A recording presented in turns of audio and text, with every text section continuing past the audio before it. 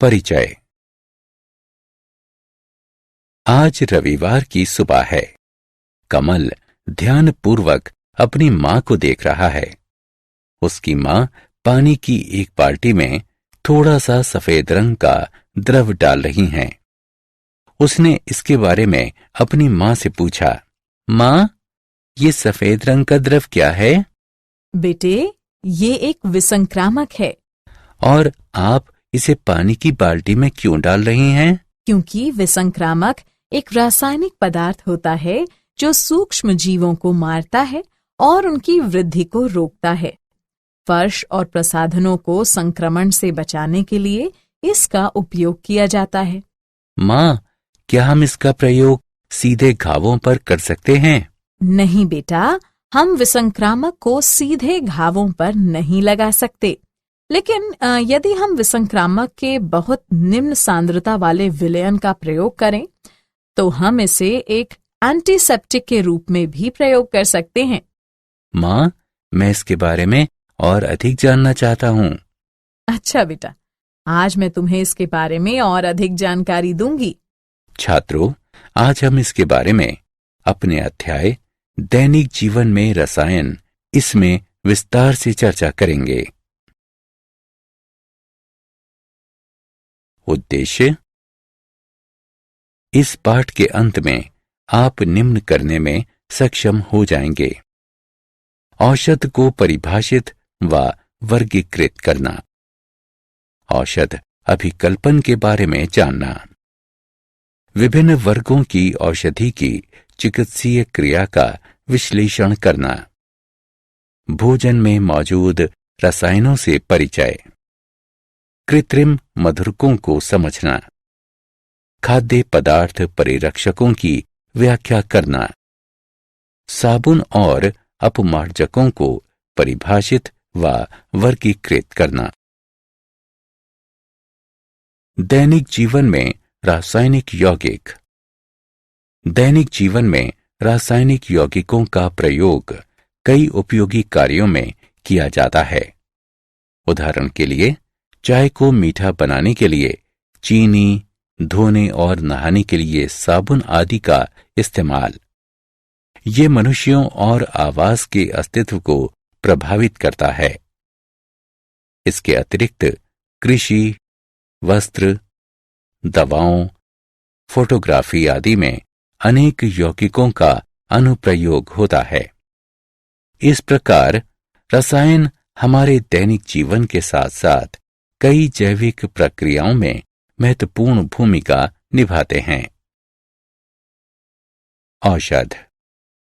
रोगों के उपचार तथा दर्द की पीड़ा को कम करने के लिए प्रयुक्त रासायनिक पदार्थ दवाएं या औषध कहलाते हैं। दवाओं के रूप में कुछ रासायनिक यौगिकों के उपयोग ने कई तरीकों से मानवता की सहायता की है। रोगों के उपचार, दर्द की पीड़ा को कम करने और जनसंख्या विस्फोट को नियंत्रित करने के लिए दवाओं का उपयोग किया जाता है। उन्होंने मनुष्य के औसत जीवन काल में वृद्धि की है और एक आरामदायक जीवन जीने में उसकी सहायता की है। जीवाणुओं के आक्रमण से उत्पन्न रोगों का रासायनिक यौगिकों द्वारा उपचार, जो होस्ट के ऊतकों को बिना प्रभावित किए सूक्ष्म जीवों को नष्ट करता है, रसायन चिकित्सा कहलाता है। उपचार के लिए प्रयुक्त रसायन रसायन चिकित्सकीय एजेंट यानी अभिकर्ता कहलाते हैं।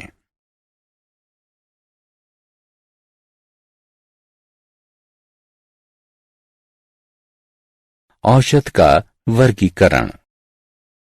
औषधों को कई तरह से वर्गीकृत किया जा सकता है।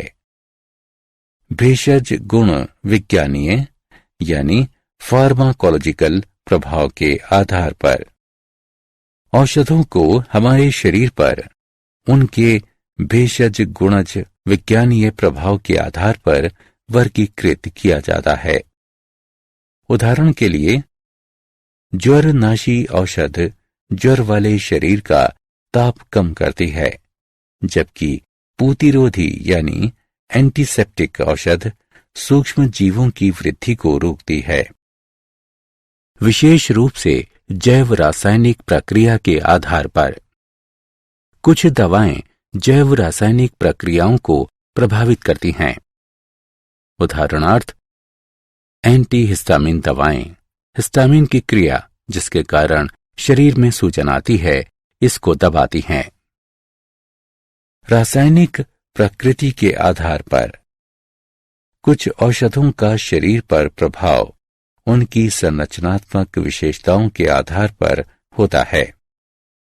उदाहरण के लिए, सल्फा औषध अपनी संरचना के कारण सूक्ष्म जीवों जैसे जीवाणु के वर्धन को बढ़ा सकती है, इसलिए उनका प्रतिजीवाणुओं के रूप में प्रयोग किया जाता है।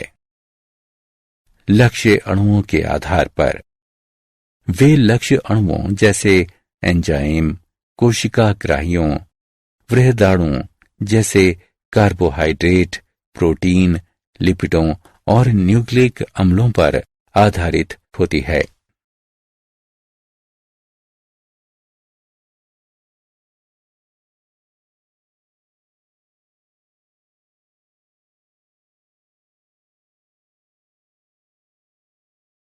पीड़ाहारी पीड़ा दूर करने के लिए प्रयुक्त होने वाले रासायनिक पदार्थ पीड़ाहारी कहलाते हैं। उदाहरण के लिए एस्पिरिन और एनाल्जीन। वे पीड़ा और ज्वर से तुरंत आराम देती हैं। एस्पिरिन का उपयोग दिल के दौरे की रोकथाम में किया जाता है, क्योंकि इसमें रक्त का थक्का न बनने का प्रभाव होता है। कुछ नारकोटिक्स जैसे morphine, codeine, pethidine, hydrochloride, methadone और हेरोइन भी पीड़ाहारी के रूप में प्रयुक्त होती है। वे रोगी को पीड़ा से मुक्ति तो देती हैं, लेकिन वे केंद्रीय तंत्रिका प्रणाली पर आक्रमण करती हैं और निद्रा या मूर्छा लाती हैं। अधिकांशतः ये अफीम या मैरिजुएन पादपों से प्राप्त होने वाले उत्पाद हैं।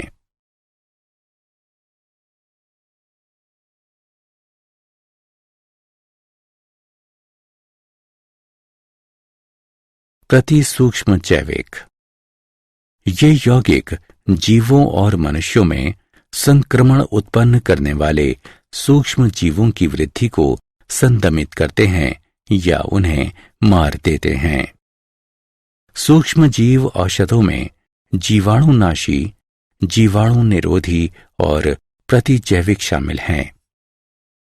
प्रतिजैविक पूर्ण या आंशिक रूप से रासायनिक संश्लेषण द्वारा प्राप्त वे पदार्थ जो कम सांद्रता में सूक्ष्म जीवों के उपापचयी पराक्रमों में अवरोध उत्पन्न करके उनकी वृद्धि को संदमित करते हैं या उन्हें नष्ट करते हैं। उदाहरण के लिए पेनिसिलिन, एम्पिसिलिन या स्ट्रेप्टोमाइसिन। एक प्रतिजैविक द्वारा आक्रमण किए गए सूक्ष्म जीवों की पूरी रेंज स्पेक्ट्रम कहलाती है। प्रतिजैविकों को दो प्रकारों में बांटा जा सकता है। संकीर्ण स्पेक्ट्रम प्रतिजीवाणु ये बहुत कम बीमारियों के विरुद्ध प्रभावी हैं। उदाहरण के लिए पेनिसिलिन। विस्तृत स्पेक्ट्रम प्रतिजीवाणु ये सूक्ष्म जीवों की विस्तृत रेंज के विरुद्ध प्रभावी हैं। उदाहरण के लिए क्लोरैम्फेनिकोल और टेट्रासाइलिन।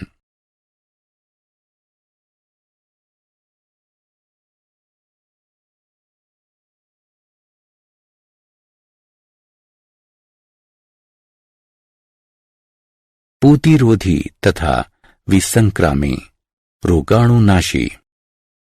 पूतिरोधी रासायनिक पदार्थ जो सूक्ष्म जीवों की वृद्धि को रोकते हैं या उन्हें मारते हैं, लेकिन सजीव मानवीय ऊतकों के लिए हानिकारक नहीं है, पूतिरोधी कहलाते हैं। पूतिरोधियों को सजीव ऊतकों पर लगाया जाता है। इन्हें घावों, व्रणों यानी अल्सरों और रोगग्रस्त त्वचा की सतह पर लगाया जाता है। साधारणतः प्रयुक्त किए जाने वाले प्रतिरोधी हैं डेटॉल, बाइथायोनॉल, आयोडीन और हाइड्रोजन परऑक्साइड विलयन। विसंक्रामी रासायनिक